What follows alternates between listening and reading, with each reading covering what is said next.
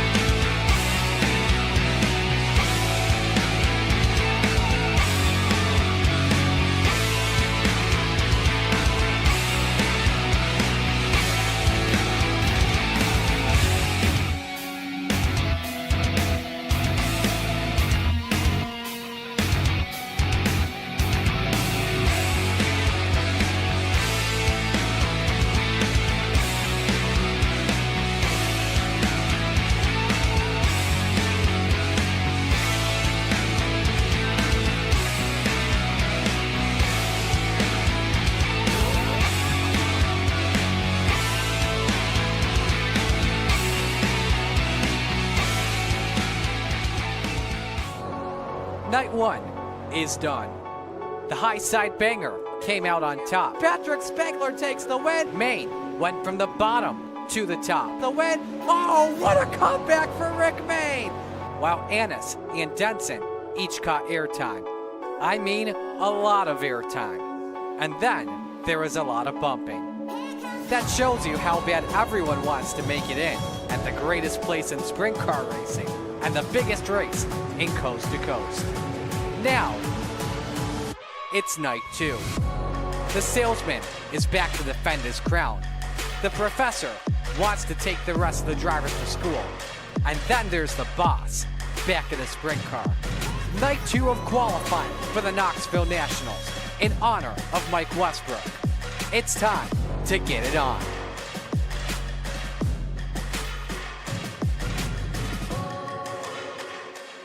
What a way to kick off last night. Knoxville Nationals action, and we do it all over again tonight with night number two of qualifying in the Mike Westbrook Memorial.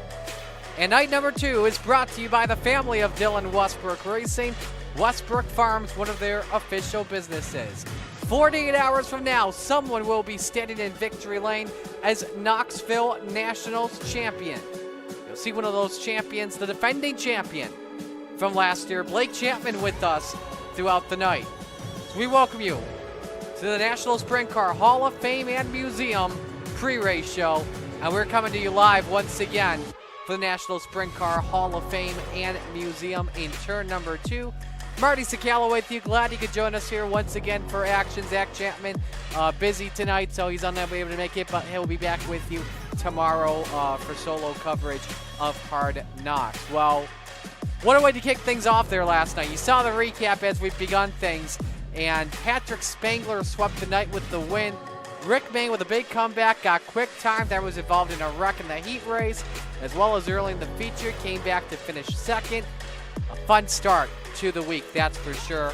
Obviously, to make it in the show, you have to, off the first 2 nights, point your way in. Top 16 drivers will make it into the show. Let's show you how the points look right now after night number 1. They are on the right of your screen. Brad White has the advantage, a 5-point lead over Rick Mayne. Ryan Padgett is third with 482 points. Patrick Spangler fourth with 479 points. So if you're a driver in the top 4, you're feeling pretty comfortable. And you got Bob DeGood fifth with 464 points. Anthony Morano sixth, 456. Brandon Templeton seventh, 454. Jack Hitt is eighth, 452, tied with John Short. Jack Clevenger rounds out the top 10 at 451 points. Looking at 11 through 16, we don't have them on your screen. Clay Christopherson and Josh Gerlach are tied for 11th with 450. Stephen Goldner 13th at 449. Sam Bachman 14th at 434. Andy Patton and Chad Griggs tied for 15th at 433.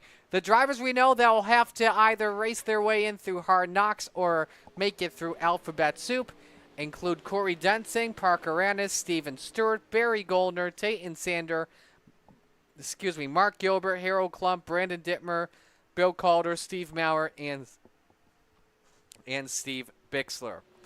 We're getting set here for our volunteers race. These are drivers that are big helps to us in the Coast to Coast Racing League. They admin, they're a part of race control, they're a part of the executive team, reviewing penalties and stuff like that. Heck, even I could have been eligible to do this, but I decided not to. But this is our volunteer provisional. Although Patrick Spangler won both races last night, he wants to come out and join us for fun as well at the same time. Blake Chapman, currently the quickest driver at the moment, has the lone.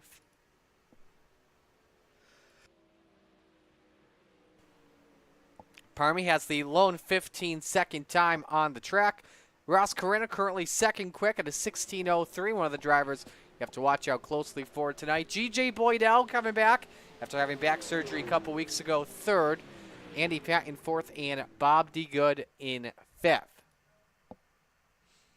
So as we get set to go here for action, let us know who you're rooting for in the chat. We appreciate you joining us here on this Tuesday night as qualifying is set to begin here on Volunteers Night.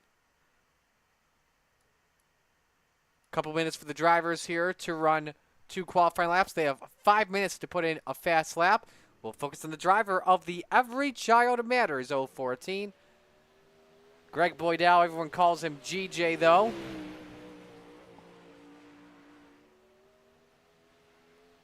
Also see him as a regular big fan of Ohsweken Speedway as well as Land of Legends Raceway.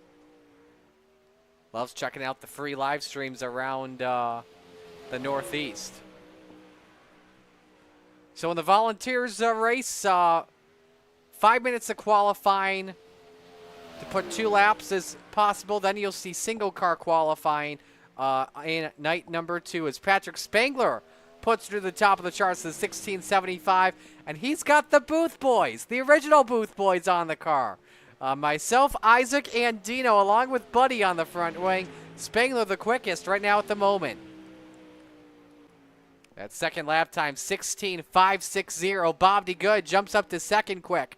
In the Air Force number 7, 16.7, drops down to third as Patrick Spangler puts up a 16.65. And same with Jack Hitt. Blake Chapman up to fourth after lap 1. Bob DeGood across the line, a slower lap on lap number 2. Same with Jack Hitt and Andy Patton. Actually, that was their second lap that was quicker. Here comes Blake Chapman off for turn number 4. The salesman in the purple for sector 2. Quick time salesman. 16.291 for Blake Chapman. And Ross Carina on lap 2 goes a 16.55. And so Blake Chapman will be on the pole for Volunteers Night tonight.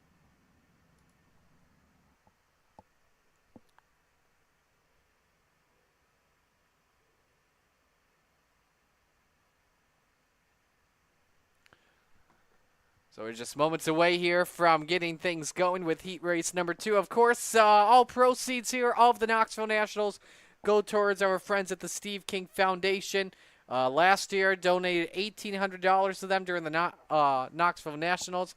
They provide assistance to race car drivers, pit crew members, race officials, track ops personnel, or the immediate families of those individuals who are involved in dirt track racing and are seriously ill, severely injured, or killed. The foundation also contributes to organizations and facilities dedicated to improving the society of the sport when additional funds are available. There's a look at the cushion cam. We like to call that in turn number 2, and that thing was covered at the end of night number 1.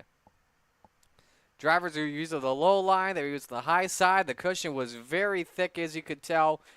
Pretty much thick that you could sit on it, as I like to say from time to time.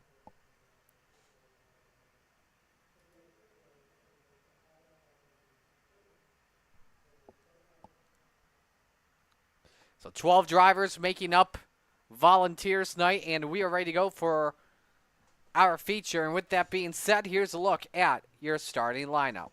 Blake Chapman on pole position in car number 20. Next to him, it's the boss, Ross Carina, in the 10. Row number 2, the high side banger. Last night's qualifying feature winner, Patrick Spangler in the 39, and Gentleman Jack Hitt in the 217. Row 3, the general, Andy Patton in the 87, and Bob DeGood in car number 7. Row 4, it's the Brew to Beast, Jeff Barker in the 513, and G.J. Boydow in the 014. Rounded out the top 10 tonight, the mayor, Steve Bixler, he's in car number 75, and the Desert Demon, Terry Landis, bringing back the Yoo-Hoo scheme in car number 161. Final row for tonight's Volunteers Night feature, it's the Professor, John Hine, in car number 71, and the Captain, Gary Taylor, in the 34.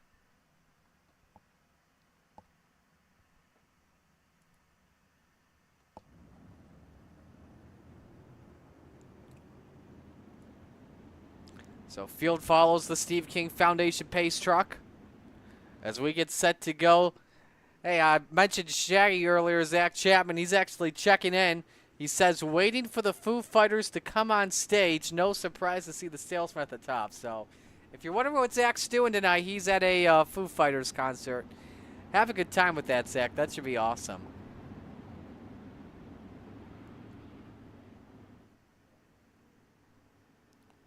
Take one more lap here before we go green. A wave and white time for the Coast to Coast Racing League 360 Sprint Cars.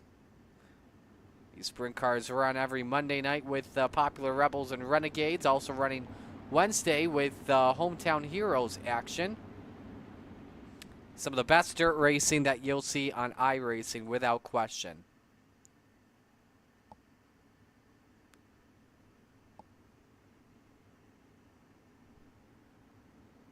So 25-lap feature, winner gets the provisional. If it's someone already in the show, then so right now we'll go to the driver that finishes in second. As we're ready to go racing, Barney, you see, has the green flag in hand. Blake Chapman, Ross Carina bring the field to the green flag for our Volunteers Night feature. It's time to get it on.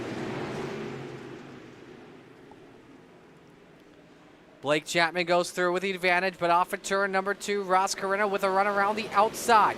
That's where you want to be on corner exit for the top spot. Trying to high, wide, and handsome, but has company from Patrick Spangler. As Chapman leads lap number 1, Carina second, and Spangler third. You are probably looking at right now the best 3 drivers in sprint car racing in the coast to coast. Obviously, you have Blake Chapman and Patrick Spangler, who normally finish the top 2 in Renegades points at the end, but you also have Ross Carina, who last season was a Rebels driver and won every Rebels race that he competed in. It was unbelievable to see as he battles with a high side banger for second. Carina pushes up badly. Spangler with the door open takes away second spot. A lot similar to how he passed Ryan Paget for the lead and eventually the win. Now he tries to close in on Blake Chapman for the top spot. A 16:55 last time by for Blake Chapman, his best lap so far. 4 laps complete. Looking at other battles on the racetrack, just had a change for 8th. Jeff Barker makes his way past Terry Landis for the position. Barker talked about him a lot earlier this week. He's one of those drivers that has seen to improve with this race car every single week. Oh, look out, John Hyde sideways in turn number 1, and what a save. But one driver, unfortunately, didn't really save it. He kept it straight. That's Steve Bixler, and look at the front end. Destroyed. Somehow the tether still attached to the wheel. I don't know how.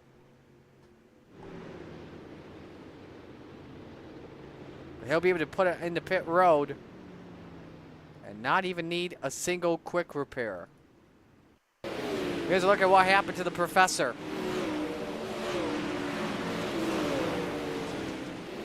Contact with Gary Taylor, and he's sideways in front of the mayor. And Bixler actually missed the 71, but unfortunately could not miss the outside wall.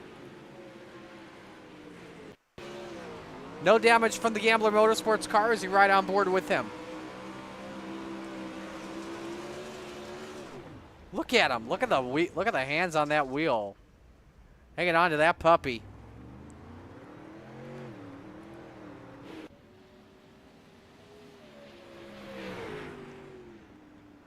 And apparently, Ross Carina has fallen to the back. I'm not sure what happened here.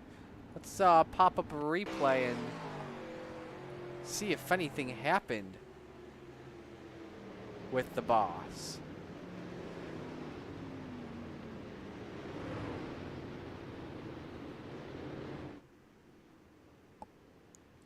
He was running third at the time. And I'm not sure if he just decided to let the field go by or what. No, he actually came on the pit road. I wonder if he had something wrong with that car. Either had something wrong with the car that he had to use a quick repair or wanted to make a quick adjustment. So Carina restarts outside of row number 6. So Chapman, the control car here for this restart. He fires, decides to wait till the green flag, and we're back underway. So Chapman able to hold serve, and look at this, 3 wide for third, the general. Andy Patton trying to go 2 for 1, but here comes as well Bob DeGood, who's made his way through to the third position, nearly 4 wide off the corner.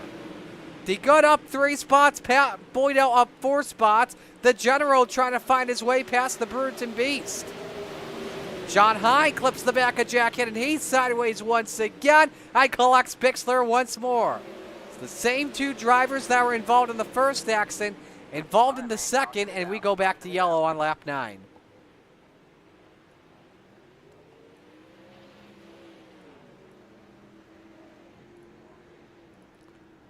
A lot of wild stuff breaking out there. And DeGood was able to secure a third at the line. Pat just had the door shut by Jack Hitt, just freaked out the steering. And man, Bixler just got clipped. And that is likely the end of the night for Bixler in this Volunteers race. John Hine, luckily enough, will be able to use a quick repair because he did not suffer any damage. There it was, ramped over the right rear sneaker. Now look at that, left front just stangles. A hard crash. Bixler luckily able to keep all 4 wheels on that race car.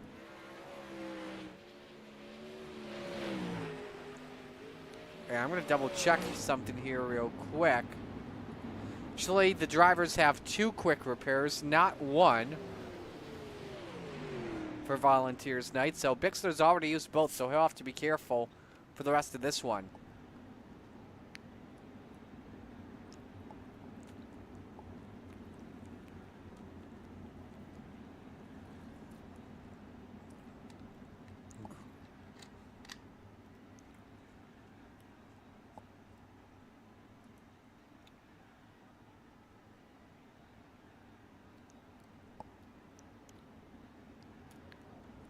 Lights off the Steve King Foundation pace truck. As we are set to come back to the green flag.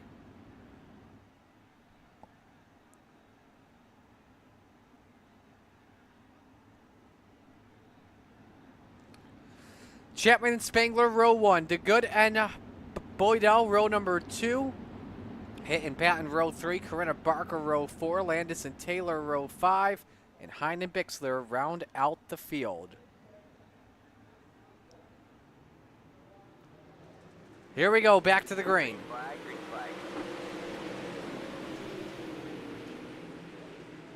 Man, DeGood took a crack at second on Spangler. May cost him 2 spots possibly.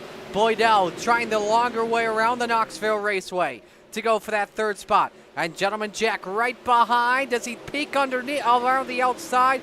Tries to, but Boydell didn't get a lot of momentum. Exiting turn number 4. Sent it though in turn number 1 to propel himself to 3rd. Jack hit Bob DeGood touch. And both of them hang on. And that helps out the boss man, Ross Corinna. Moves up into the 4th position. As Hitt and DeGood on back, race for 5th.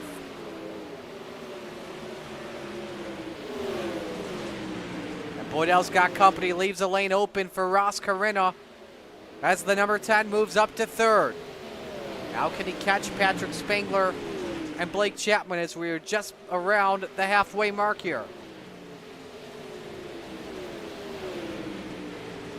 John Hine trying to come back after being the cause of the first 2 cautions and nearly touches Bob DeGood coming across the line. Considers throwing the slide job in and was able to clear DeGood. Takeaway 6, currently your biggest mover so far, up 5 positions. G.J. Boydell, the second biggest, up 4. Brandon Barker wheel to 1. Let's pull up the 5-lap average for the first time tonight and show you the best race car on track, and it appears to be Ross Corinna looks to be a tad better than Blake Chapman. See how it's all changing here every time they come across the start-finish line.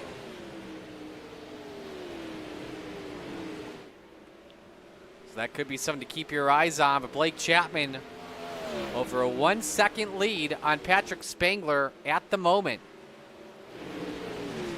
And a good idea of how his car could set up here for tonight. Barker's lost a lot of ground. The past moments, Andy Patton now on his rear end. He's got to run. Testing the top for 8th.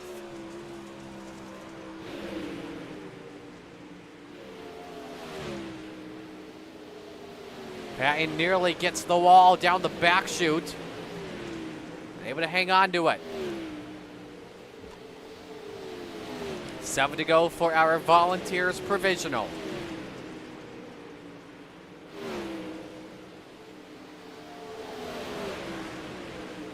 Boydell starting to lose some ground once again to Gentleman Jack Hitt. The battle for the 4th position. Really good to see GJ back inside a sim rig. I mentioned a couple weeks ago, had some back surgery, so he's been on the mend. So great to see him back with us. 5 laps to go, meanwhile, for Blake Chapman. The lead has been cut down in half, by the way, to a half second. So Spangler maybe have been saving something up for this last second charge. He threw it in deep, back up on the cushion. 4 laps to go, gap at around 0.6 of a second. Let's pull up the last 5 laps here. Can't tell on lap number 21. Now that lead starting to increase once again, and Ross Corinna wants a crack at second. Spangler slammed the door in his face off the corner and throws it in deep. Tests the slider line once again. Kisses the guardrail. Nice exit off for turn 2, though, for Patrick Spangler. And now Chapman knows it's time to defend, but Spangler threw it in the deepest I've seen anyone throw it in. Off at turn number 4, he is there, but cracks the wall once more with 2 to go. And he nearly clipped the tail tank of Blake Chapman. Spangler knows he's got a chance. He is back in the hunt. Throws it in deep once again. Testing things out. Battle for the race lead. White flag is out, 1 to go. Is it going to be Blake Chapman or is it going to be Patrick Spangler? Maybe even Ross Corinna. Patrick Spangler, top shelf where Mama hides the cookies. Tries to peek underneath. Chapman shuts the door. Here comes Spangler off the corner. Side by side for the win. Oh, they touch. 3 wide at the line. Blake Chapman by 1/1000 of a second. in what's gotta be the closest finish in coast-to-coast history.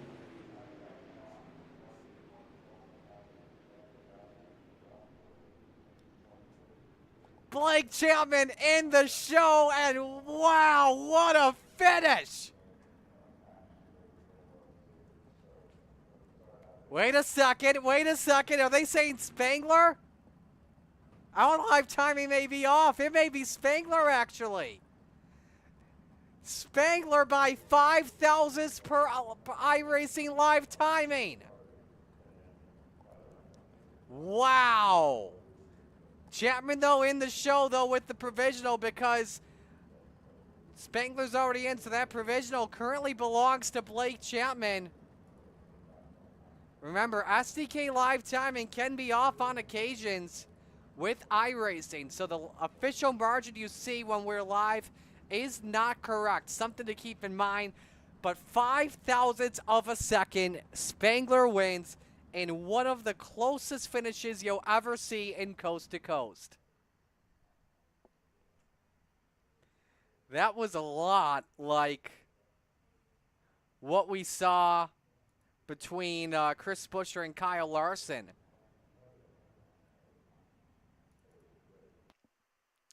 This is going into 3 and 4. Remember, Spangler was trying the slider line out.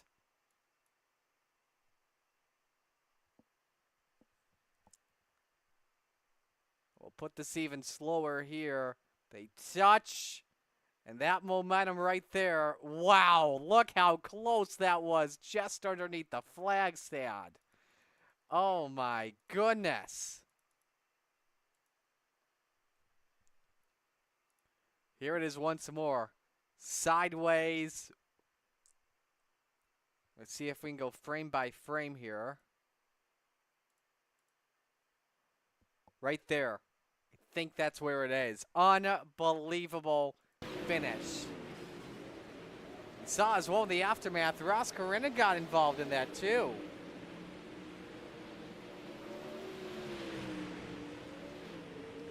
Well, let's begin with the proceedings and talk with our third place finisher, Ross Corinna.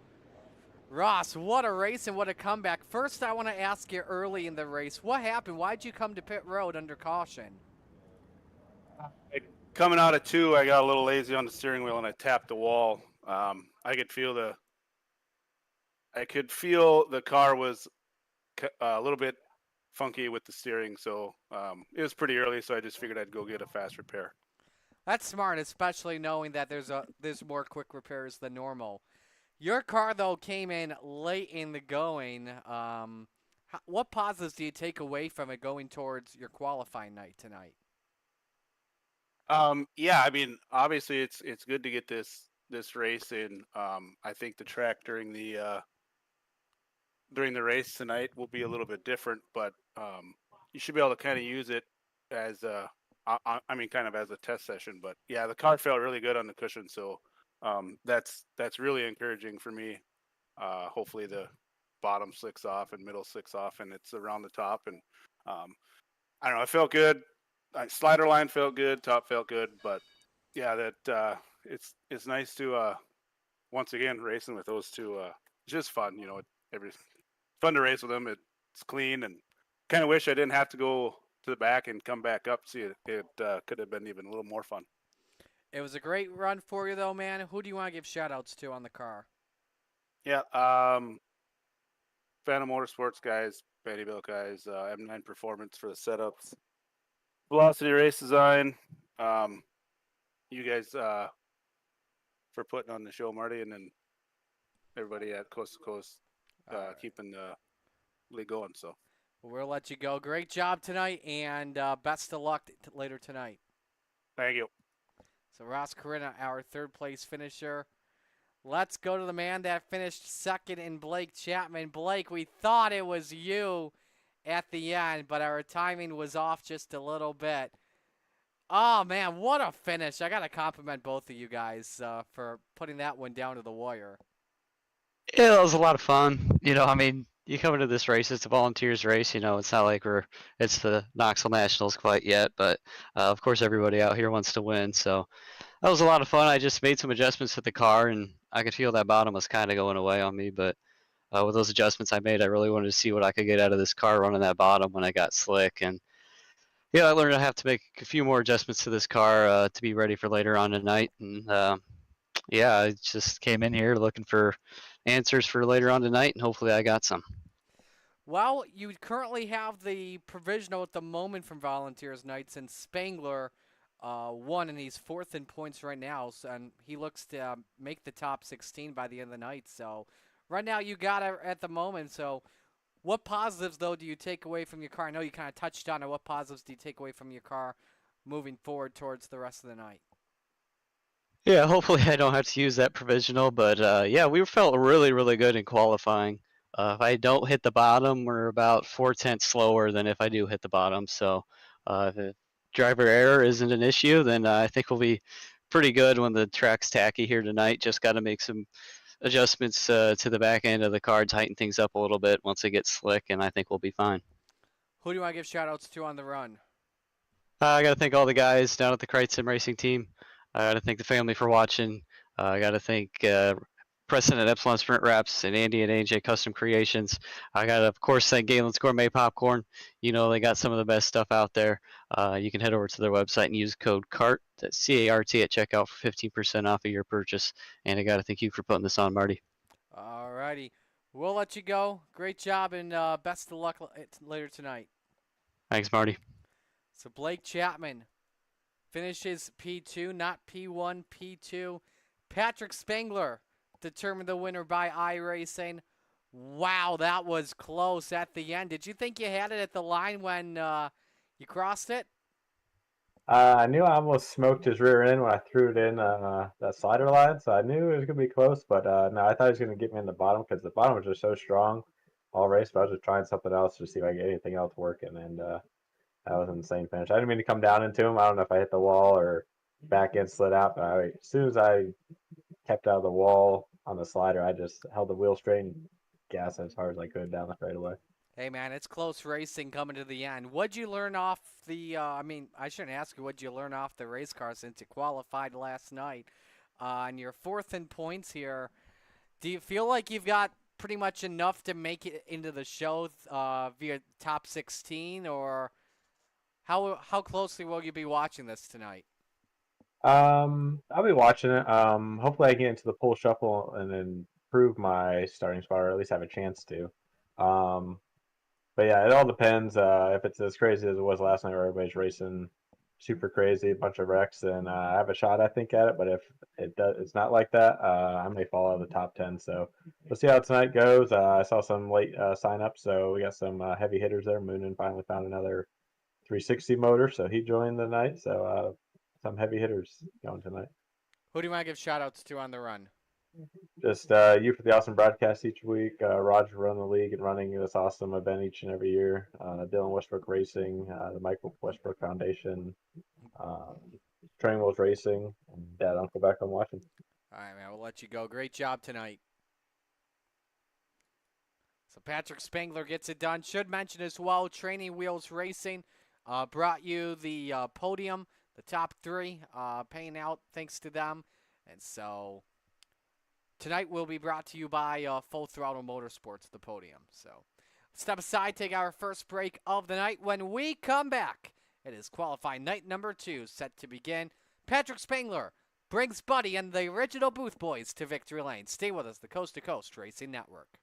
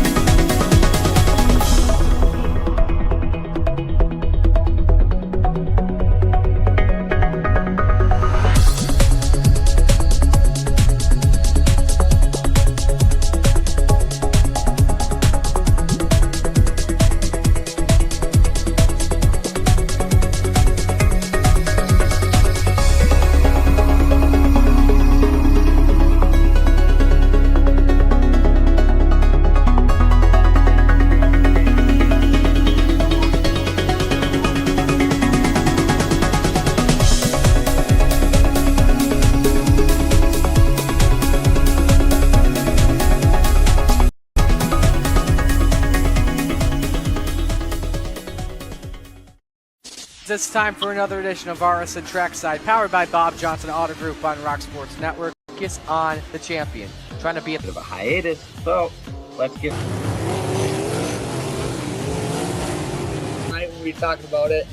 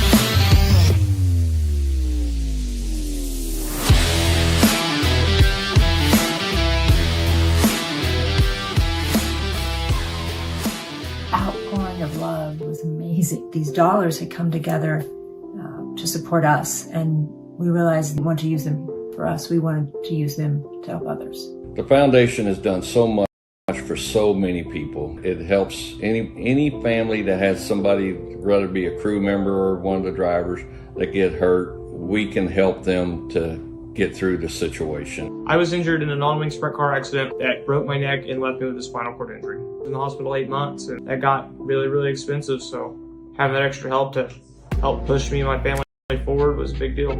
I was involved in a pretty gnarly sprint car crash. Found out my brain was swelling and bleeding. Pelvic bone was broken. I had 2 cracked vertebrae on my back, and I was in the ICU a little over a week. The Steve King Foundation reached out to my parents. We received a donation from them. Immediately, they started me on what's called neurofeedback, and insurance did not cover the neurofeedback appointments. So we received another donation from the Steve King Foundation. It really helped a lot, and I just want to say thank you. Thank you from the bottom of my heart to the Steve King Foundation for everything that they have done for me. This last Sunday, I got to turn laps in my modified here. That was my first laps back in a race car since the accident, and I truly believe that if it wasn't for the Steve King Foundation, I wouldn't be able to do that or be where I'm at today. Yes, Steve's death is the reason the foundation exists, but it's Steve's life, and it's the lives of racers everywhere, is the reason we're able to do the work we do.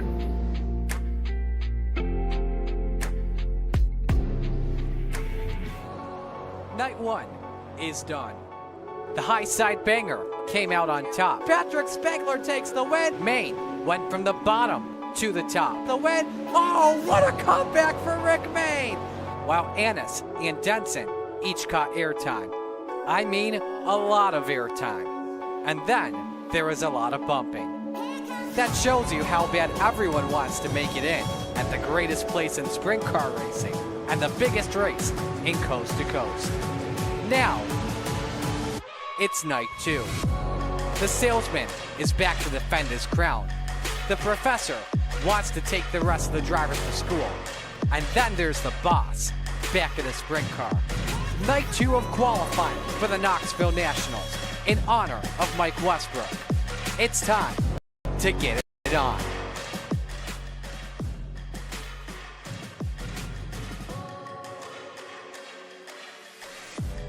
We're set to go for night 2 of qualifying for the Knoxville Nationals to figure out your top 16 starters for Thursday night's feature.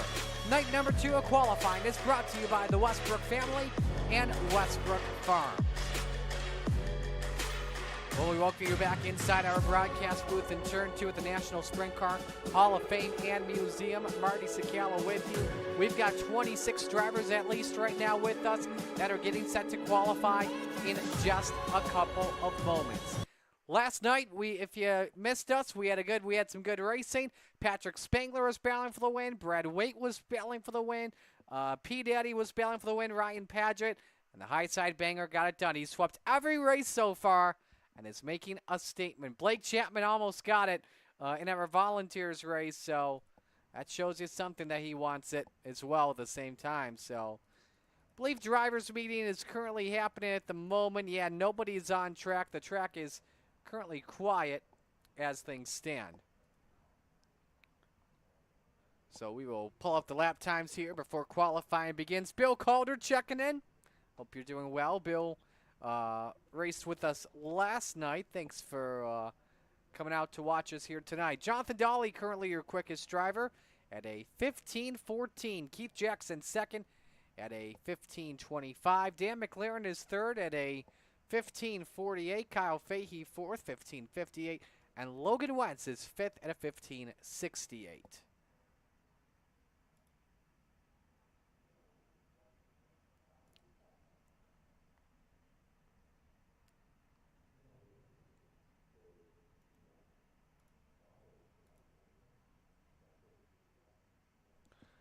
Good look here at the village of Knoxville as we're moments away from going green with qualifying. Qualifying different than we normally do it on the coast-to-coast, on a regular coast-to-coast racing night. Normally it's 2 minutes, all drivers on track at once to put 2 laps in as possible. On the night like the Knoxville Raceway, only one driver on track at a time, so single car qualifying that you will see here.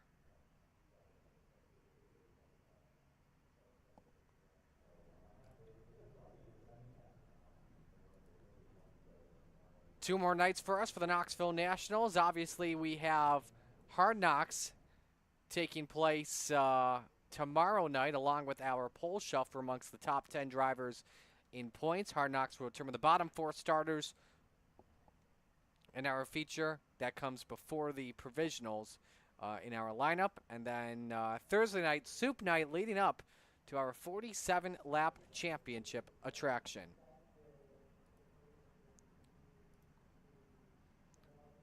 Should talk about as well we are racing for. A pair of sprint car drivers that were involved in accidents. And thanks to the Steve King Foundation, they are helping the drivers out in their recovery back to the racetrack.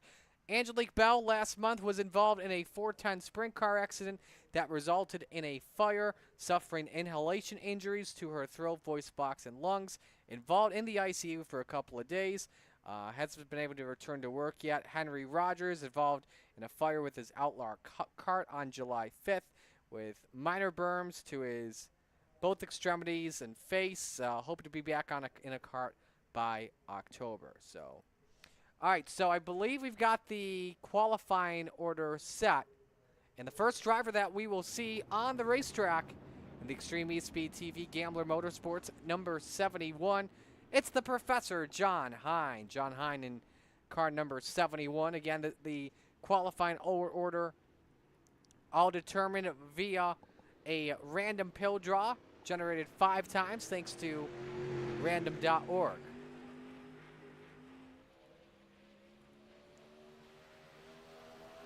So John Hine, Renegade's driver, will be the first one to qualify. He sets the bar. Best finish of the year in Renegade's been a tough start to the season for the Professor. Best finish is 11th at Eldora to begin the month of July. Lap number 1 time for John Hine is a 17:002, 17002 for the Professor. We're in the middle groove here of the Knoxville Raceway, off the corner, purple in sector 2, but it is a slower lap, 17:021. So first lap stands as the quickest, 17:002. Next driver on the speedway. In the 043, it's Bryce Odell. Bryce Odell also a Renegades driver. Best finish on the season came a couple weeks ago as well at Eldora, a 9th place finish. As his first lap time is second quick at a 17:094. I'm sorry, that was his warm-up lap, pardon me.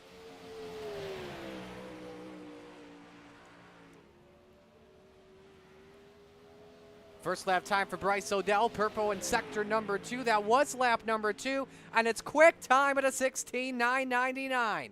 0.03 of a second, Bryce Odell is quicker.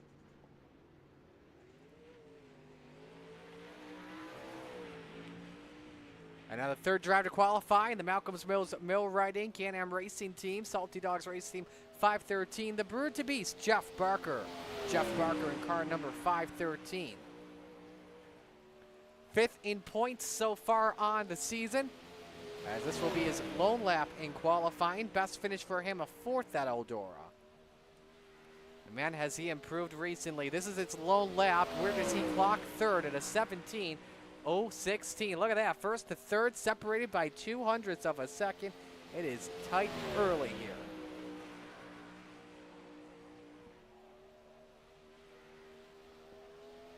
Second lap time won't count as, nope, it did count actually, a 17:07, so I believe they're going to do 3 laps here of qualifying, and that is the case, just in case someone's first lap gets voided. So only 2 laps, though, for the drivers, though. That 3rd lap, just an insurance lap, just in case.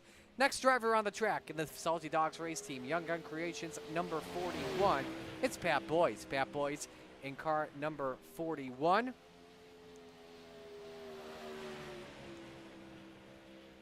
Pat Boyce has switched down to a part-time schedule on Monday nights. One top 10 of the season in Rebels, as he is 4th quick on lap 1, 17:143, 17:143 for Pat Boyce.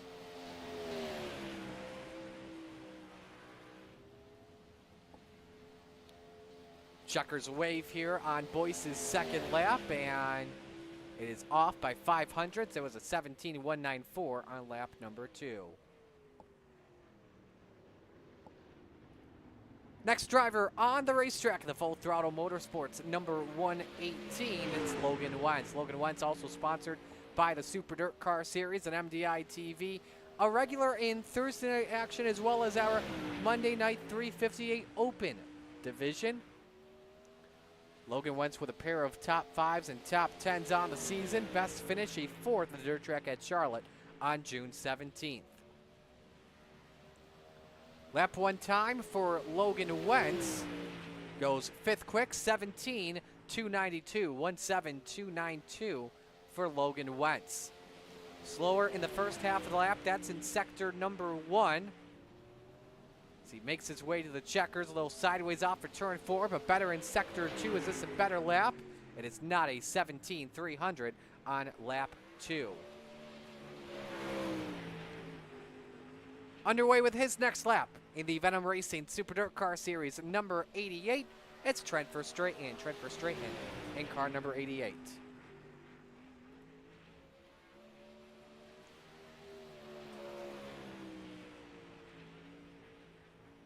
Verstraeten's progressed his way up here with us recently. Lap 1 time for Verstraeten goes 4th quickest, 17:119, 17:119 for Trent Verstraeten. A top 5 on the season in the Rebels division. Best finish was a 4th at Kokomo with the tires out. As he looks to improve here on his time, better in sector 2. Well, is it enough though? No, it's not. 17:26 for Trent Verstraeten. Also in a Venom Racing machine, the Amsoil number 25, it's Gary Sigelkow. Gary Sigelkow in car number 25. Normally races the modified. Sometimes we'll bring out the sprint car from time to time as he's loose off of turn number 2.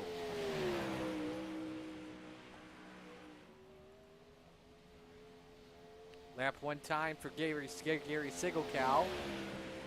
He's 7th quickest at a 17:583, 17:583, and he gets sideways in turn number 2. That will likely void that second lap as he lost control with the race car, and so won't be better. The next driver we'll see in the Salty Dogs race team, Malcolm's Mills Mill Riding, number 34. That's the captain, Gary Taylor. Gary Taylor in car number 34, 12th in Rebel points. Pair of top 10s for him on the season. Each an 8th place finish at Eldora and Oswego in back-to-back weeks on July 1st and July 8th.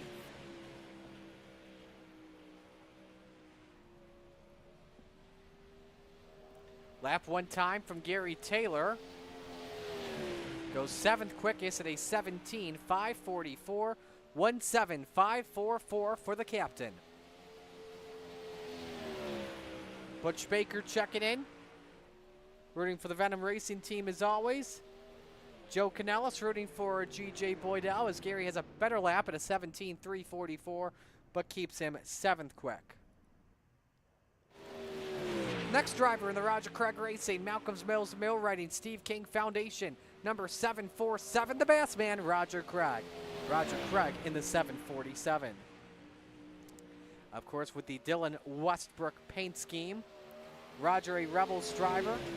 5th in points coming on in with a top 5 to transfer him into Renegades action. That was a fit that came at Williams Grove Speedway. Lap number 1 time for Roger Craig goes 8th quickest at a 17.508, 17508 for the Bassman, Roger Craig. He's got Mike Westbrook initials on top of the wing. Driving in honor of him. Looking for a much better lap time off at turn number 4. Green in sector 1. Is it better? Just barely 17.501 for Roger Craig. Next driver who just came across the line to begin lap number 1 in the Every Child Matters Oshweekend Speedway, number 014. It's G.J. Boydell. G.J. Boydell in the 014 again. Recovering from back surgery, cleared enough to race. Good to see him back with us.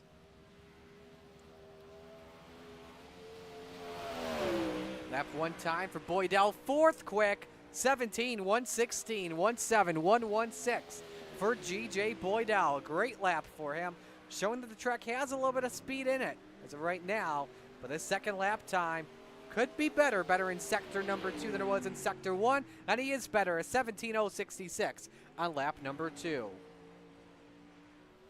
Coming to take the green flag, defending Renegades champion and defending Knoxville Nationals champion in the Crate Sim Racing, Galen's Homegrown Popcorn Epsilon Sprint Wraps, number 20, the salesman Blake Chapman. Blake Chapman in car number 20. Man, he came so close, 5,000 shy of winning the Volunteers Provisional as he is purple in lap number 1. Quick time at a 16.810. 16.810 for Blake Chapman. Remember, top 8 get inverted before heat races per Knoxville Nationals rules. Off in sector 1, but it's a better lap. Perfect in sector 2, 16.758 for the salesman Blake Chapman. Next driver coming off at turn number 4 in the Victory Fuel 25 machine. Driving car number 16, that's Kyle Fahey. Kyle Fahey in car number 16.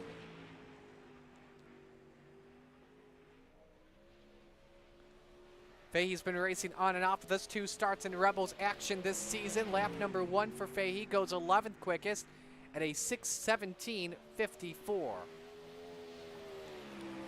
17540 for Kyle Fahey as we bring up the best lap times here.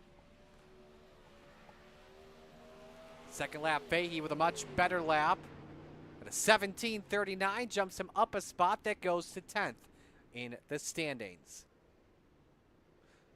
About 12 we got 12 drivers through in qualifying. The next driver we will see just made his way out onto the racetrack in the RSR, KSR, Steve King Foundation, number 56. It's Randy Shreves. Randy Shreves in car number 56.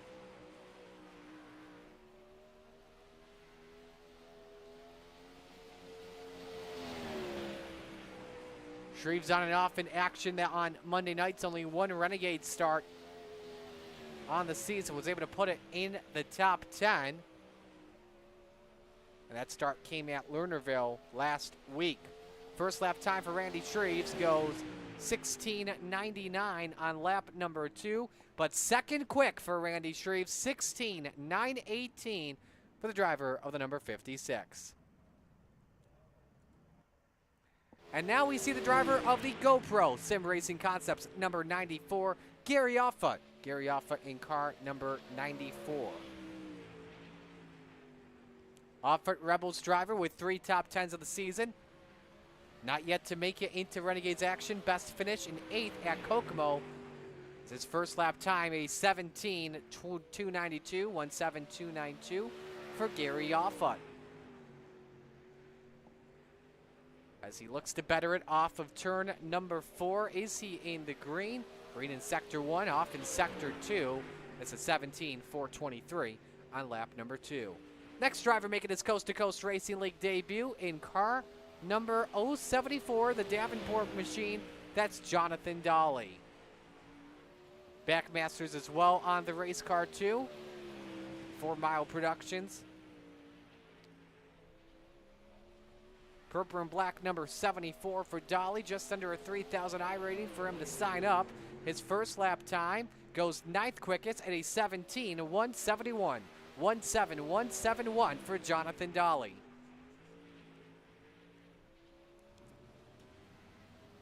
Making his way off at turn number 4. Better in sector 1, off in sector number 2. And second lap time 17.221. And the next driver we see in the Venom Racing Slide Job Racing Network, Black Rifle Coffee Company, number 88, that's Dan McLaren. Dan McLaren, the 88. He gave me another nickname for him to use. I can't remember what the nickname was called. We used to call him Soupy because he would always go from our back then C Division Raiders all the way up to Renegades.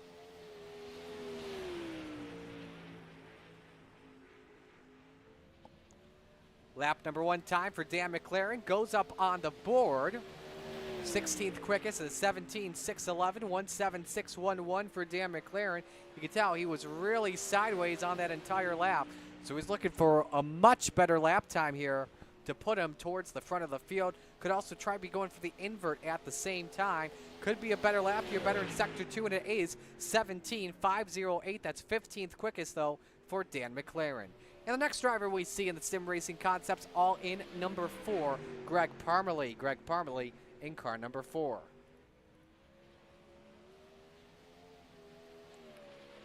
Parmalee, a Rebels driver, 2 starts though on the season, with his best finish on the year, a 15th that came at Lernerville last week.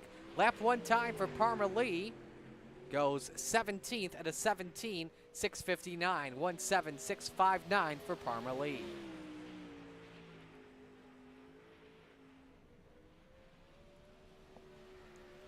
Looking to improve his lap time greatly. Green in sector 1. And it's a 17.89698 on lap number 2. 17 drivers have taken time. Next driver on the racetrack. He is in the Krite Sim Racing, Galen's homegrown popcorn. Yoo-hoo, number 161, the Desert Demon, Terry Landis. Terry Landis in car number 161, Renegades driver.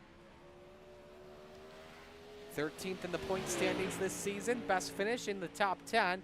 It was a 10th place finish at Eldora on July 1st. See a lot of people, when you think of Terry Landis, you look back at the upset he had at Port Royal a couple of seasons ago. Lap 1 time for the Desert Demon. Goes 8th quickest. Great lap for Terry Landis. 17.129, 17129 for the Desert Demon. And this appears to be a slower lap for Landis. Orange in sector 1, orange in sector 2. Lap number 2 time at 17.41. Next driver on the racetrack of the Salty Dogs race team, number 302. Been a while since we've seen this man, JR, John Rayner, back with us. First start for John Rayner in a while. Also has Maurer Farm Management and Lucy Olson on the race car. Lucy playing at Iowa, by the way. Next college basketball season. First lap time, 17.898. 178.888 for John Rayner. This could be a better lap as he was green in sector 1. Hopefully it is. And it is a 17.748, but still 19th quickest for JR. Next driver we see for qualifying in the number 099. This is driven by Glenn Sharp, also with the patriotic Oakley colors.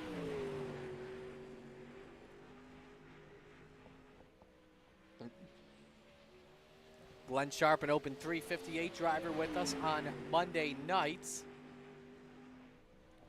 4 starts on the season for the driver of the 99 as he puts his first lap up on the chart. 17.817, 20th quickest for Glenn Sharp.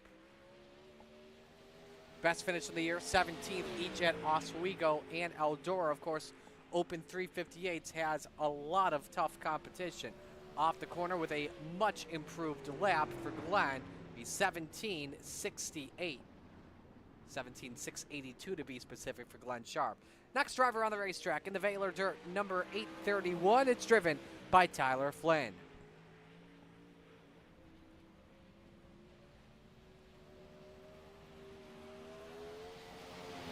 Tyler Flynn sometimes racing the sprint car, regularly though races the Open 358.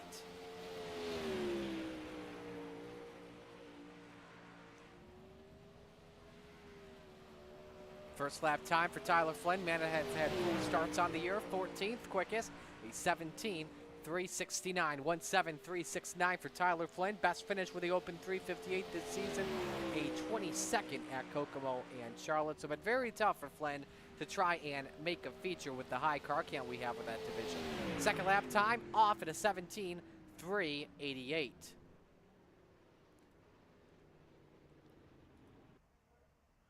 Next driver on the speedway, defending Rebels champion in the Velocity Race Design, Phantom Motorsports, Vanderbilt Customs, number 10. It's the boss, Ross Carino. Normally with the blue and black colors on that number 10, or blue and white. Decides to go red and black with the yellow on it as well at the same time. Does this track still have speed to it? Lap number 1 goes 9th quickest, 17.134, 17.134 for the boss, Ross Carino.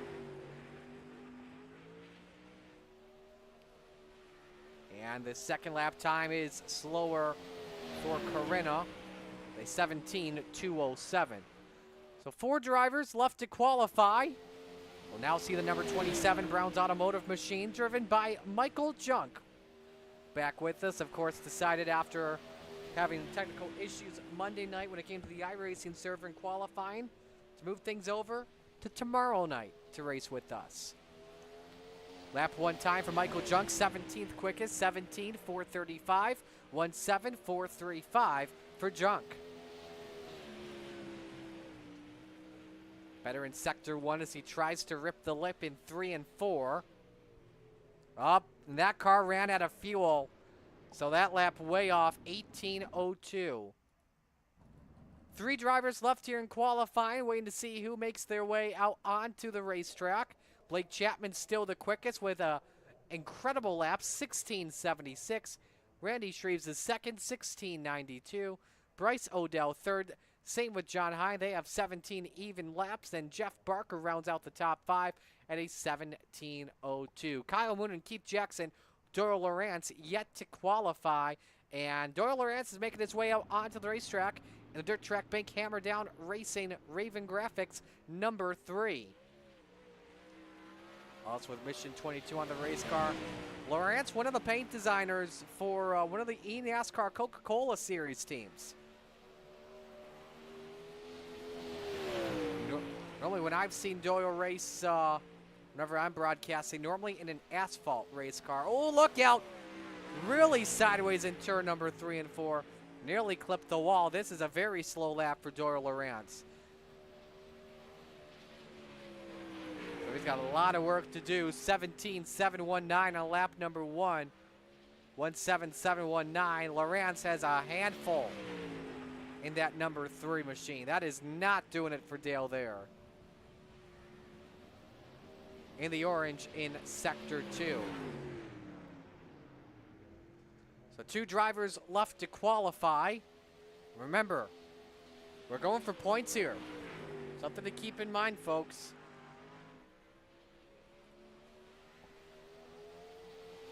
Should mention as well, qualifying brought to you by our friends at Dillon Westbrook Racing,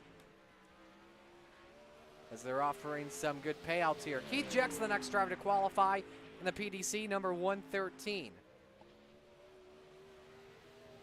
First lap showing some speed here. Third quick for Jackson, 16.964, 16964 for Keith Jackson. He's purple in sector 1. Blake Chapman, hold on tight. You've got company for the pole position. Jackson off for 4, orange in sector 2, second quickest, 16.865. Looked like he had a pole lap going, but then was off in the second half of the lap. So that leaves one driver left in Dillon Westbrook Racing qualifying in the Velocity Race Design Vanderbilt Racing number 24, the Money King, Kyle Moonen. Kyle Moonen, 2021 Knoxville Nationals champion. First lap time goes 17:26. That's 13th quickest, 17263. Final lap underway for the Money King as he tries to bring it off of turn number 4 with the better lap, better in sector 1 than sector 2, and barely 17:260. So the salesman Blake Chapman picks up the points here in Dillon Westbrook Racing qualifying. And so that's 200 points going down by 2. Chapman the quickest, 1676. Jackson second, 1687. Randy Shreves is third, 1692. Bryce Odell, John Hine, each at 17 even. Jeff Barker sixth, 1702. G.J. Boydell seventh at 1707. Trent Verstraeten in eighth, 1712. Terry Landis, Ross Corina tied for ninth, 1713. Pat Boyce 11th, 1714. Jonathan Daly 12th, 1717. Kyle Moonen 13th, 1726. Gary Offut 14th, 1729, along with Logan Wentz in 15th. Gary Taylor 16th, 1734. Tyler Flynn 17th, 1737. 18th, Kyle Fahey 1739. Michael Junkett 19th at a 1743. And Roger Craig in 20th, 1750. Dan McLaren 21st, 1751. Gary Sigelkow 22nd at 1758. John Rayner 23rd, 1762. Greg Parmalee 24th at a 1766. Glenn Sharp 25th, 1768. And Doyle Lawrence rounds out the field at a 1772. Want to give big thanks as well tonight to Full Throttle Motorsports for sponsoring the podium payouts here for our top 3 drivers tonight. $25 to the winner, $15 to second, $10 for third. Blake Chapman getting $25 towards the quick time as the fastest qualifier. He will start in 8th in heat race number 1.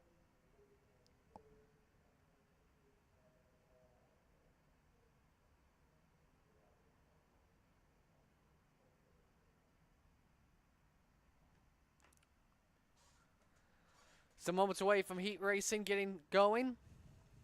There's a look at the Rib Shack. Great place for ribs. Ribs, Iowa corn.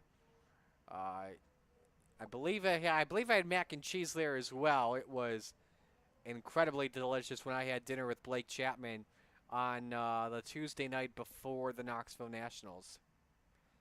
Look at the cushion cam in turn number 2. That baby will be covered up here later on tonight. We're giving the drivers a couple minutes to take a bathroom break here before we go racing.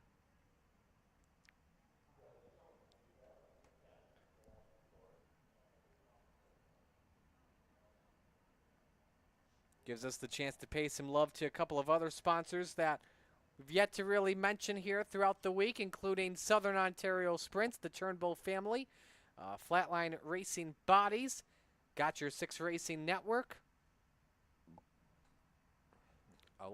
along with a bunch of other partners. Without them, none of it is possible. TDP, Raven Graphics, ABR Setup Shop, Velocity Race Design, as well as the Coast to Coast Racing Network.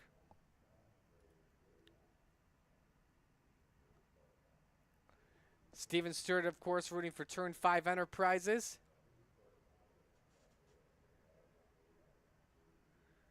Of course, Joe Canellis rooting for G.J. Boydell, who went 7th quick in qualifying. Stuart rooting for Fahey, who went 18th quickest. Highest Phenom driver, as who Butchie was rooting for. Well, as per heat race number 1. Actually, I can't tell anymore. So we're set to go for heat 1, which is brought to you by Aces Up Sim Sports. Here's a look at your starting lineup.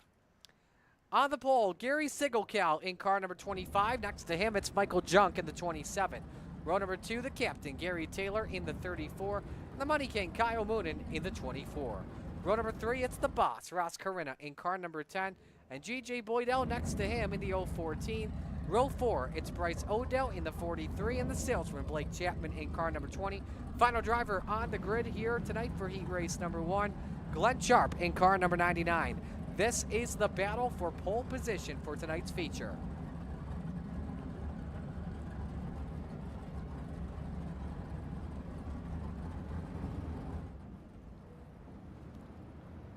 As the field rolls off here for heat race number 1.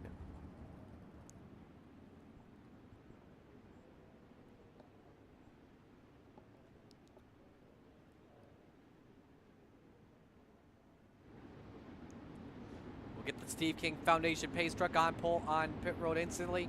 Winner starts on pole for tonight's 30-lap feature.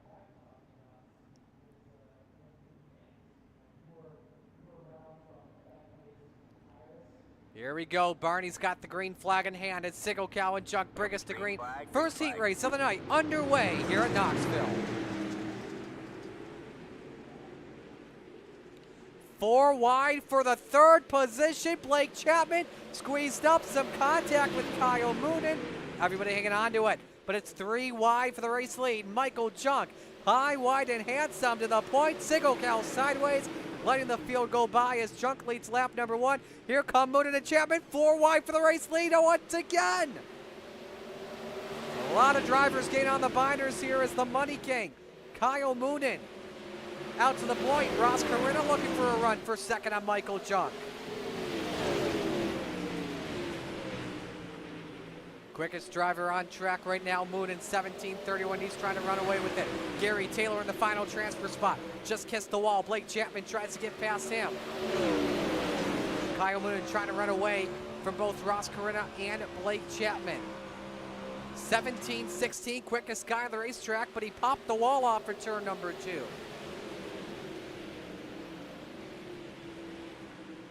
Blake Chapman in that 4th position just took away the final transfer spot. He wants more, looks for 3rd underneath Michael Junk. Can he take it away? Not just yet. We're halfway home, 4 up and 4 down in heat race number 1. And now Chapman clears for 3rd. Kyle Moonen was quicker, but Ross Carina 16:97. Diamonds turn number 2. Looking for the race lead in a 3. Slide job by the boss. Moonen tries to counter it back. You've got a new leader with 2 laps to go. An even better lap by Ross. 16:92, starting in 5th last time, boss. In 5th in this heat race. Meanwhile, I would not count out Blake Chapman yet. Although he's 0.6 of a second behind the leaders, could have a chance at maximum points after scoring quick time. Final lap underway here in heat race number 1. Ross Carina or Kyle Moonen for the pole position. Carina decides to defend downstairs and use the slider line that Patrick Spangler was running. Moonen tries to counter it back, but it's Ross Carina that wins heat 1. Moonen 2nd, Chapman 3rd, Junk 4th there in the show, Taylor 5th, Sigelcal 6th, Sharp 7th, Odell 8th, Boydell 9th. We actually had a crash coming to the end. Glenn Sharp has lost the steering.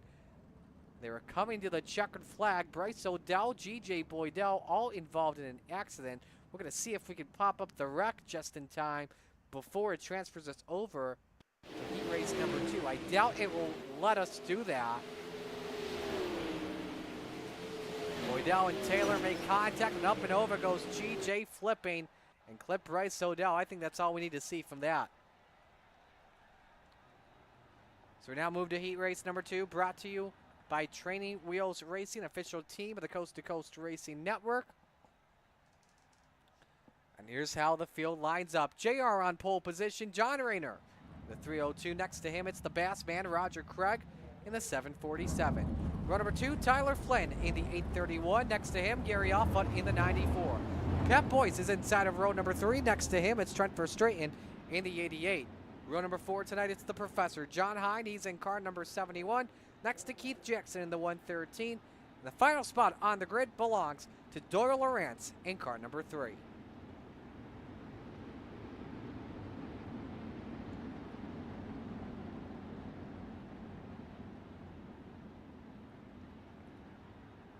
Corey Denson checking in chat. His head hurts after the flip he had. He's looking forward to racing his way in. That's the spirit. As we come to green for heat race number 2. Rayner sideways in front of the 831. Flynn has to check up. A lot of contact all over the place, and we've wrecked over half the field. Couldn't even make it to the first lap. Roger Craig, Trent Verstraeten, Tyler Flynn put on his noggin. Verstraeten gonna give him some good sportsmanship and try and push him over, but unfortunately that won't be the case.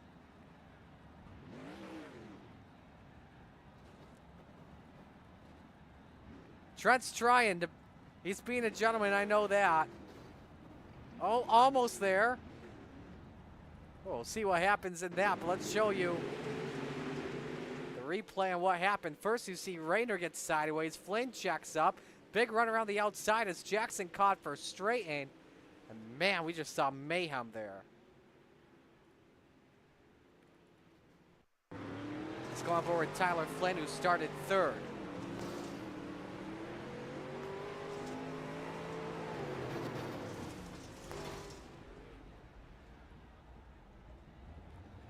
And unfortunately, Tyler had to put it on the pit road after the weight shift like that.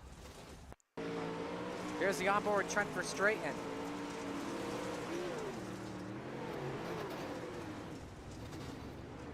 Saw Pat Boyce get collected as well. He was able to keep it straight.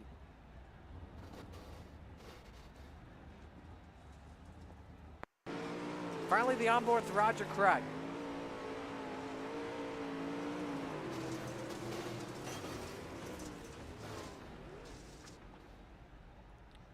Left front suspension damage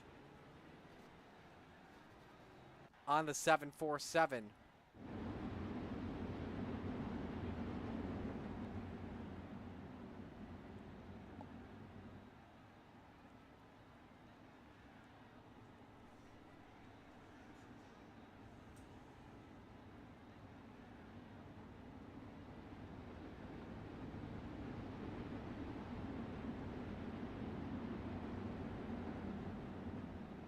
Lights are off. We'll come back to green and put 1 lap on the board. Rayner continues to lead. May have some back end damage. Gary Offut, Pat Boyce, John Hine round out the top 4 transfer drivers. Here we go. Keith Jackson looking for a 2-for-1 discount as Rayner gets sideways once again. That puts Gary Offut out in front. Jackson makes his way up to 2nd, and man, Rayner's having issues. Contact with Pat Boyce. Nearly yeeted him there as he hangs on to it. Lap number 3 underway as Keith Jackson is the quickest driver on track. Tyler Flynn just made his way back out onto the surface. He flipped earlier, currently a lap down. We'll have to hope for a bunch of wrecks to break out. Jackson second quick in qualifying. 2.5 tenths faster than Gary Offut last time by. Just following him, trying to make sure he doesn't have to deal with Tyler Flynn, but may have to go for it if he wants a chance to race lead. Off for 4, side by side. Offit led last time by. And now they split the 831 of Tyler Flynn off for turn number 2. Jackson did get a really good exit though, but he gets a good entry. With grip on the bottom, the PDC 13 out to the point at Knoxville. Pat Boyce currently the final driver in. As it's John Hine that closes in on the 94, gives him a bump draft down the back, peeks underneath for 2nd, slide job by the Professor and takes it away. 2 laps to go in heat race number 2. Pat's got company for 4th from Trent Verstraeten, who leans low. Not a good exit from the Venom Racing driver. Tries once more, nothing doing there. Final lap underway for Keith Jackson. Big heat points he'll use to try and close in on, right now, Blake Chapman. He's off at turn number 4, started 8th in the heat race. Thanks to the invert, he takes the win in the heat. Hines second, off for 3rd, Pat Boy's 4th, Verstraete in 5th, Lawrence in 6th, Craig 7th, Rayner 8th, and Flynn in 9th.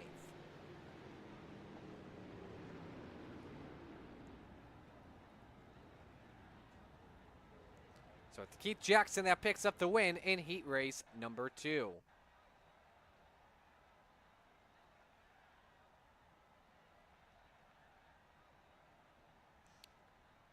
Time for the 3rd heat race of the night, brought to you by Full Throttle Motorsports. And here's a look at the starting lineup.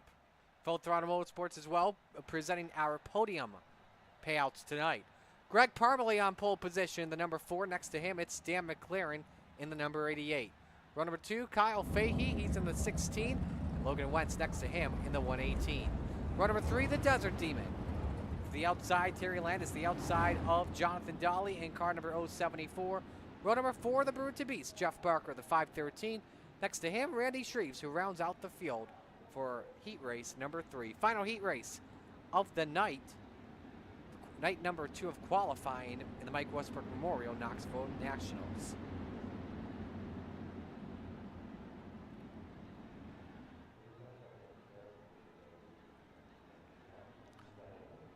So it's Blake Chapman, Keith Jackson on the front. Oh boy, Greg Parmalee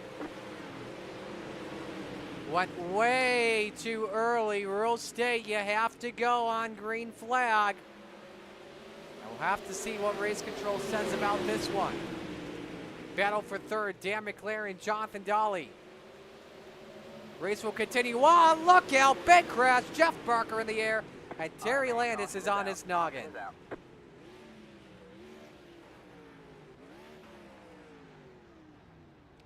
Barker's going to try to help Landis get back on all 4 wheels. Unfortunately, that's not going to work.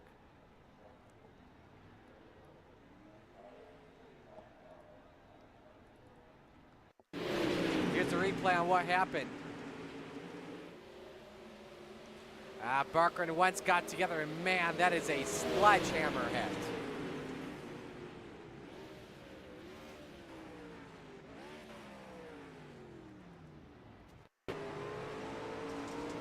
Jeff Barker on board. There's the slight wheel touch. Just a racing deal.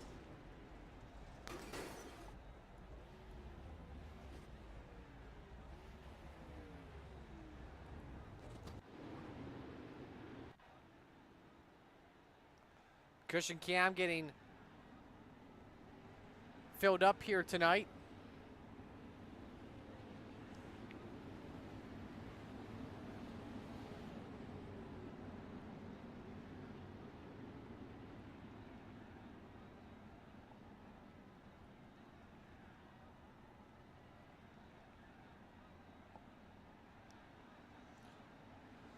So Greg Parmalee still out in front as the leader, so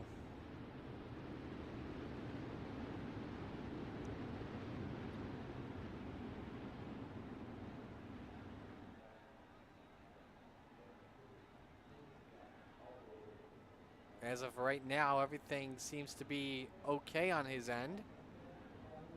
It's Parmalee, Dolly, Fahey, and McLaren, the 4 transfer drivers at the moment.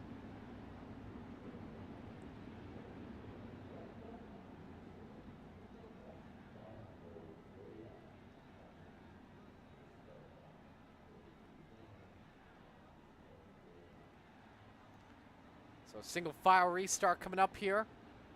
Rest of the drivers, Logan Wentz 5th, Randy Shreve 6th, Jeff Barker 7th, Terry Landis in 8th.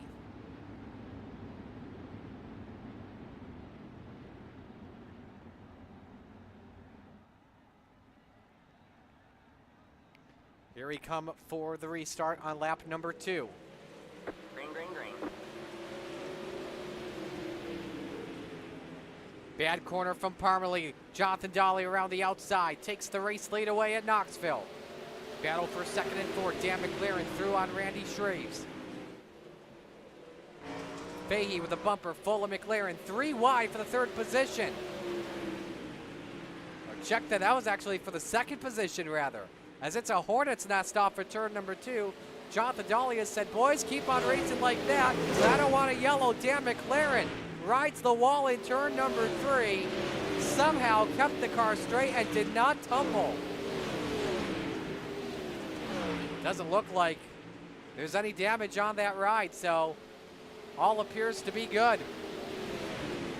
Parmalee still hanging on to a transfer spot, but here comes Jeff Barker off of turn 4. Randy Streets is closed in on Kyle Fahey. Peeks underneath on the neutral groove for the runner-up spot. And that doesn't work. Parmalee's got company from Barker, tries to look low, but Greg just barely shut the door. Barker tries to force his nose in and tries to look high, tries to look low with 2 to go in the heat. This is some good racing in Knoxville. Watch Logan Wentz closely though, folks. Trying to make his way in and hope something happens to 4th and 5th. Final lap underway for the final spot.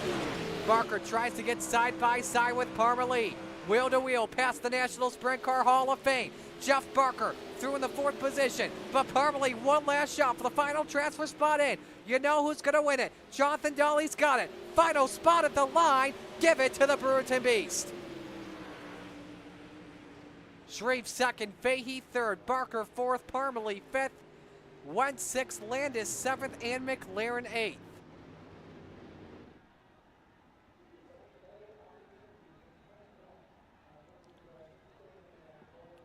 And so now it is last chance showdown time as the cushion cam is covered in turn 2. Oh, they actually reset it there. All right, now it looks good. The B-Main brought to you by the Salty Dogs race team. And there are some that are racing in this B-Main tonight. Gary Taylor, the captain, on pole position in the 34. Next to him, Trent Verstraeten in the 88. Row number 2, Greg Parmalee in car number 4. And next to him, it's the driver of the number 25 that's driven by Gary Sigelkow. Row number 3, Doyle Lawrence in the 3. Next to him, Logan Wentz in the 118. Row 4, Glenn Sharp. He's in car number 99. And the Bassman, Roger Craig in the 747. Rounded out the top 10, the Desert Team in Terry Landis in car number 161. G.J. Boydell next to him in the 014. Row 6, JR, John Rayner in the 302. And Dan McLaren in car number 88. Rounding out the grid, it's the number 43 of Bryce Odell. And Tyler Flynn rounds out the field. Denson wondering if it's Hard Knocks time yet. Not till tomorrow, unfortunately. We still got a lot of time to go through.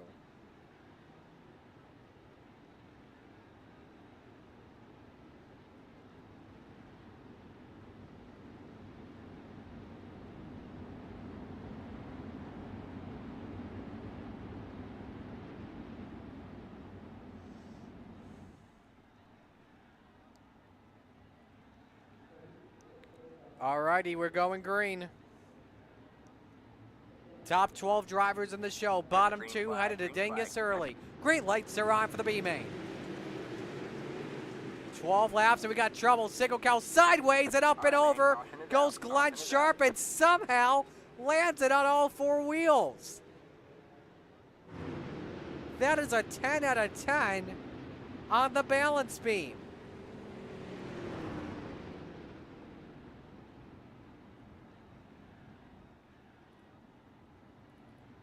Sharp will be able to use a quick repair as we look at the replay to show you what happened into turn number 1. Gary just lost it all by himself. And man, what an odd flip for Glenn Sharp, and found a way to keep the car going. And we had another incident. Terry Landis, there was some contact after the yellow flag flew. Why don't we watch the onboard with Glenn Sharp? This is going to be a fun one. Wheel-to-wheel contact. Up and over. Man. It's like something that Tony Hawk would do. Like a little kick flip.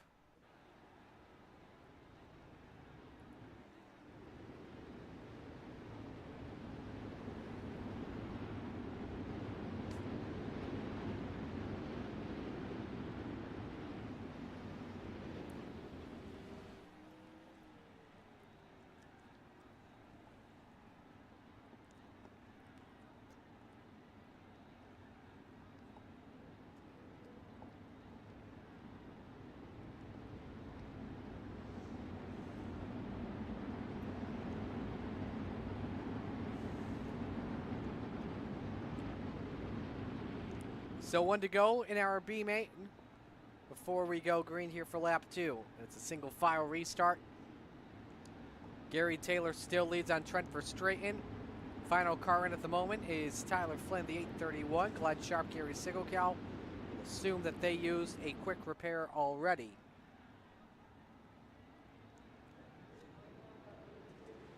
Back up the horsepower they go. Now we're underway again. Taylor holds serve, him and Verstraeten pull away from Greg Parmalee.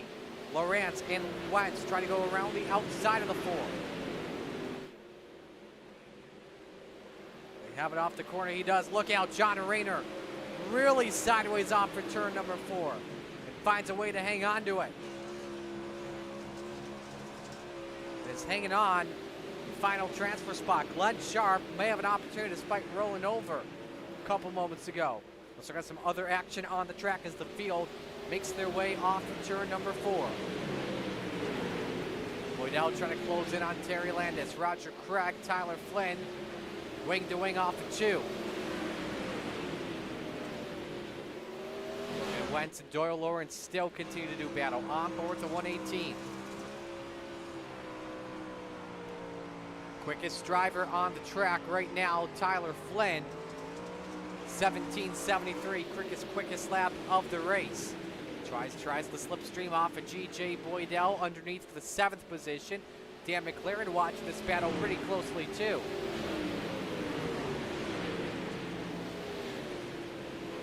Flynn nearly pushed up. That helps out Boydell defend for that 7th position. Landis now the quickest man. 17:69 last time by. Wants the 4th spot possibly from Logan Wentz. John Rayner still the final driver in, and it's increased the lead to 1.5 seconds on Glenn Sharp. So take a look at the 99. He did use a quick repair. But him and Sigelkow each have fallen off the pace.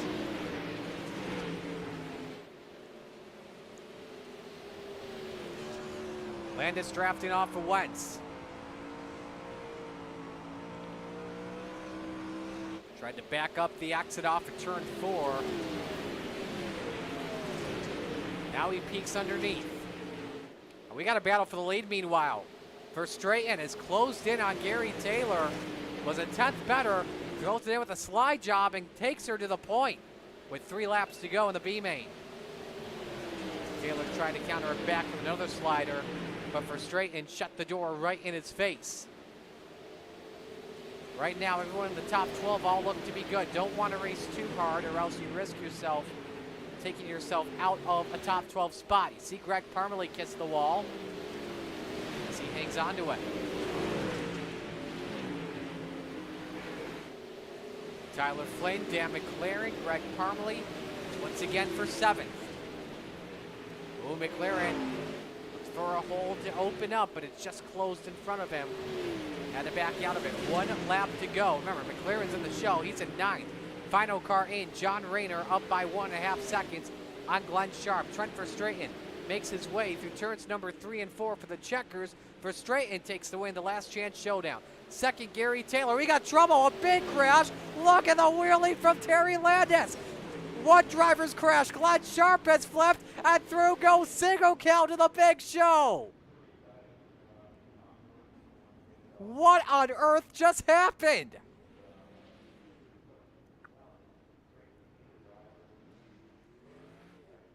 Parmalee is out of it after he was just about in the show. Let's break this finish down here.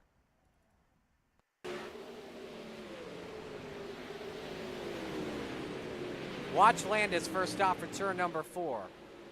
Lawrence it sideways, and look at that wheelie! Terry Landis with one of the longer wheelies we've seen in recent memory. And one more driver. That's Glenn Sharp. We need to rewind the footage and get you Parmalee.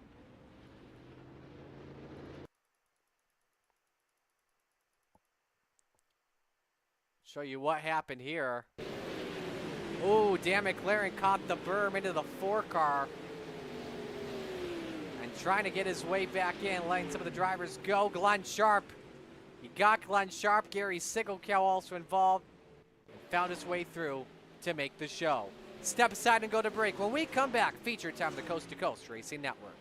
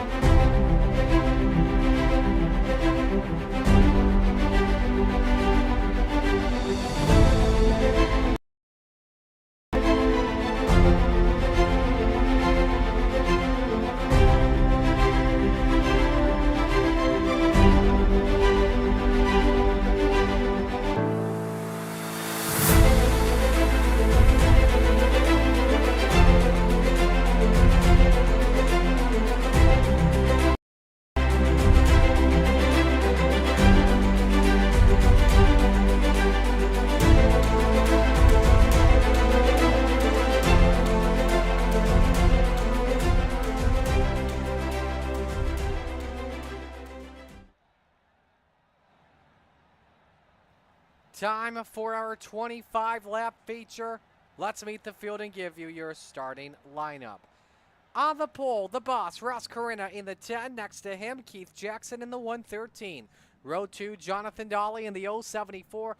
And the Money King, Kyle Moonen in the 24. Row 3, the Professor, John Hine in the 71. And Randy Shreves in the 56. Row 4, the Salesman, Blake Chapman in car number 20. And Gary Offa next to him in the 94. Rounding out the top 10, Kyle Fahey. He is in car number 16. And Michael Junk next to him in the 27. Row 6, Pat Boyce in the 41. And the Brewer to Beast, Jeff Barker in the 513. Row 7, Trent Verstraeten in the 88. And the captain, Gary Taylor in the 34.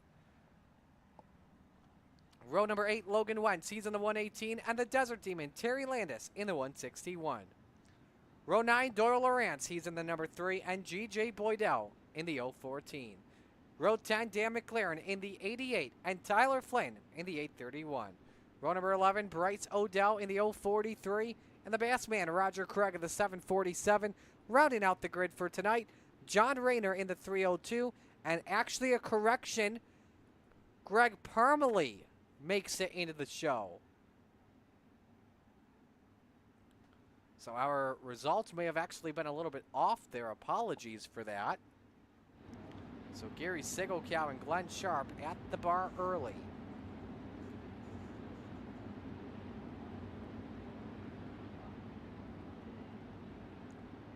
All right, let us know your pick to win. I'm going to go with tonight Ross Corinna to get it done.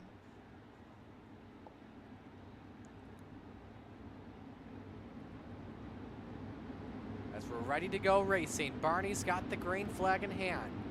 24 drivers following the Steve King Foundation pace truck until now. Where else would you rather be than right here, right now, from coast to coast? Jackson and Corinna bring it to green. Night 2 of qualifying. It's time to get it on.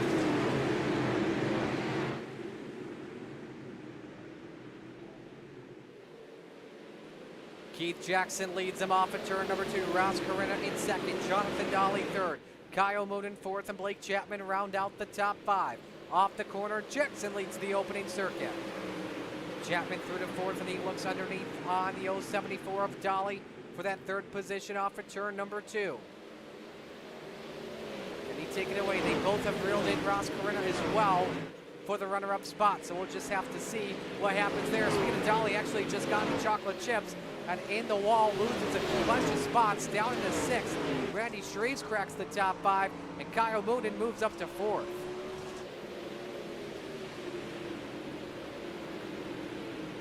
Dolly tries to fight back, low on Shreves for 5th. Has it back at the line. Now he's got a very fast hot rod underneath that 4 Mile Productions power plant. Made some contact there with Shreves for just a moment. Kyle Moonen also is closed in on Blake Chapman for the bottom step of the podium.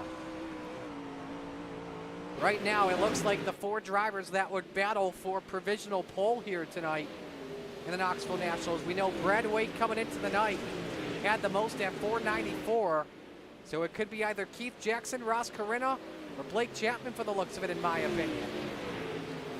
Blake is improved. It started back in 7th. He's looking for 2nd on the boss. Corinna shuts the door on him for that 2nd spot. And then he opened it back up. Chapman through. He's got 2nd at the line. So a good car for the KSR number 20 early, but Corinna starting to fight back a little bit on that high side. Did he find some grip? He could not find a couple that he didn't find a couple of moments ago. Let's see here. Chapman's got him clear. He's better in 3 and 4, while Corinna has the advantage in 1 and 2. Let's go back to the race for 5th. Shreves and Dolly continue to race hard for the position. Dolly still playing defense, holding off. The number 56. Other good racing off at turn 4. John Hine, Kyle Fahey. And they battle for the 7th position. Biggest mover on track. He was in our picture just a couple of moments ago. G.J. Boydow started in the 18th position and has climbed his way up to 10th. Great start for the driver of the 014. Here comes Jeff Barker. Tries the longer way around, possibly on Fahey for 8th. So we get that to stick. Meanwhile, John Hine testing out the cushion and ripping the lip. For turn 2 is starting to turn into a motocross track. It's getting hilly just like it is in 3 and 4. And we're 3 wide for the 7th position. Barker stuck in the middle.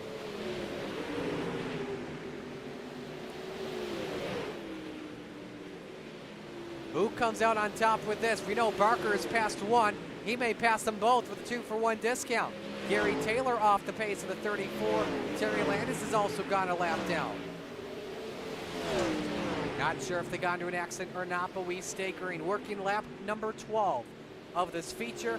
Here's a look at the 5-lap average for Keith Jackson, who's got just under a 1-second lead on Blake Chapman. You can see the salesman, the better car, in the last 5 laps. You see the lap times starting to dwindle down all around. Jackson approaching lap traffic. For the first time tonight on the track, it's John Rayner in the 302. That's Terry Landis in the 161. This could allow Blake Chapman to possibly close in. Works through one with no issues. We'll keep you posted on that. Kyle Moon and Ross Corinna, meanwhile, battle for the bottom step of the podium. Moonen liking the top side of the racetrack. Big run on Ross Corinna off at turn number 4. I don't know if he edged him for 3rd at the line or not. That would be critical in case a yellow were to fly. Meanwhile, Moonen nearly bikes it in turn number 2. right on that cushion big time. Chapman's increased the lead at just about a second. More traffic ahead in Lawrence and Parmalee. Jeff Barker now with a hot rod. Next driver he approaches is Jonathan Dolly in the battle for the 6th position on the track. He has got something going on that 513, helping him out with points towards starting spots. Look at this, remember, if you finish in points in the top 16, you are locked into the show. If you're inside the top 10 tonight, guess what? You are in the pole shuffle as Trent Verstraeten just spun out. No caution flag. We stay under the green flag. You go back to the battle for the 6th position. Barker and Dolly, and then also G.J. Boydell is up 10 positions now. Side by side down the back chute, the Burton Beast and Dolly.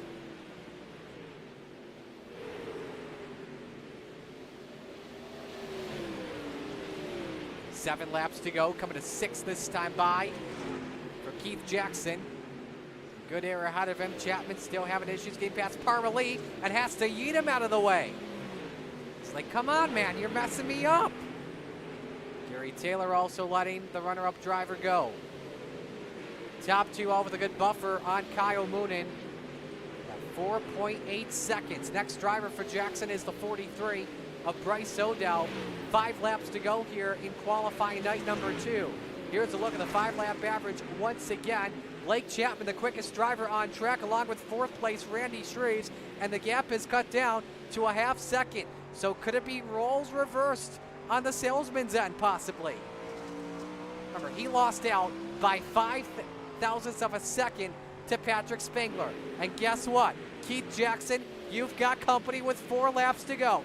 This could possibly determine who starts on pole for the Knoxville Nationals. We'll have to see. Gary Offa and Roger Craig, the leaders approach. 3 laps to go, different lines. Chapman looking low for the race lead off for 2. Jackson ripped the top. Again, a great exit compared to the salesman. See if can Blake get some bite off at turn number 4. Still having issues with Gary Offa. Has to switch around the outside. Could that be what may cost Blake Chapman the race, possibly? We'll have to see. As next time by, we have the white flag flying in the air from Barney. Oh, but Chapman, better 3 and 4 in corner entry. As we're on the final lap here, Keith Jackson out in front in the PDC 113. Him and Blake Chapman split Roger Craig, but out in front, issue from Logan Wentz as he slows up, and Keith Jackson in the PDC 113 off for turn number 4. Checkers wave. Jackson takes the win in night number 2 at Knoxville. Chapman second. Third across the line is Kyle Moonen. Randy Shreves 4th. Ross Corina 5th.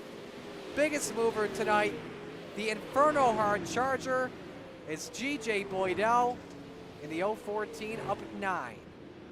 And a big crash as Lawrence is ended on his lid just past the checkers. But your top 3 will pull her into Victory Fuel, Victory Lane.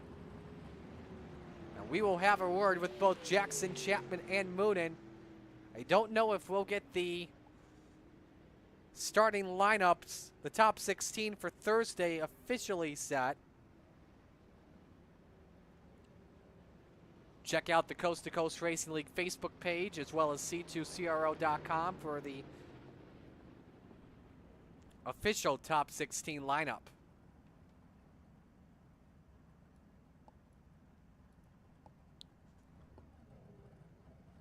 So as your top 3 pose for a photo, we will show you our feature results here. Keith Jackson takes the win by 3/4 of a second. And how about the gap they put on Kyle Moonen? It was 5.8 seconds back in 3rd. Randy Shreves 4th. Ross Corina 5th. Jeff Barker up 6 spots and finishing 6th at the end. Look at that cushion messed up big time. Dan McLaren also picking up some good spots, and same with Roger Craig. Appears to be the heartbreak of the night went to Trent Verstraeten, who spun in turn 4 into pit road. Did not bring a yellow out as the track was clear, and we could remain under green flag conditions.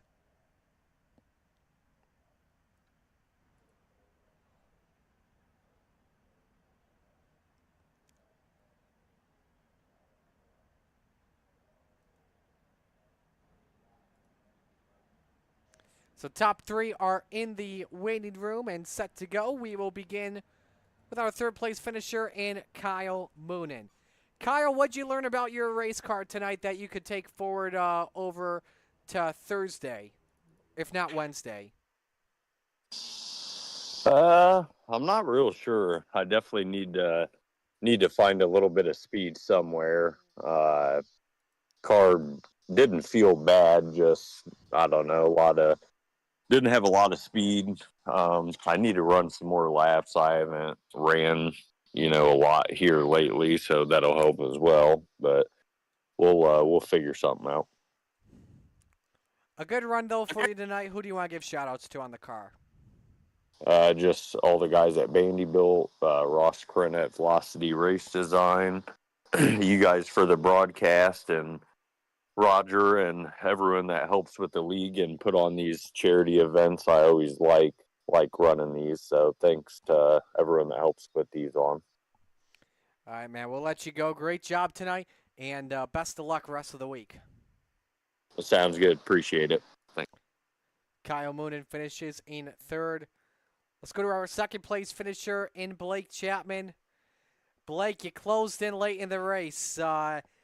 Did you? I'm curious. Did you go up to the high side a little bit too late when Keith started to open the gap back up?